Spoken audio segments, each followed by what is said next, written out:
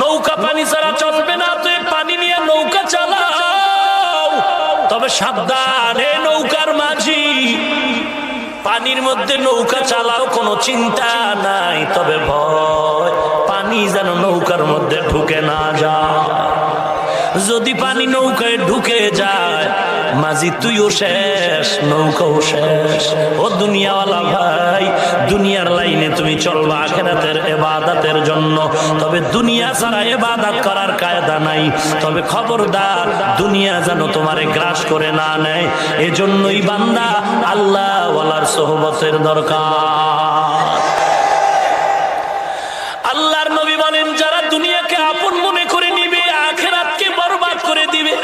ক্বালান নবী সাল্লাল্লাহু আলাইহি ওয়া আলিহি ওয়া সাল্লাম, মান আহাব্বা দুনিয়াহু ওয়া যাররা বিআখিরাতিহি ওয়া মান আহাব্বা আখিরাতাহু ওয়া যাররা বিদুনিয়াহু ফাআসিরু মা ইয়াবকা আলা মা ইয়াফনা।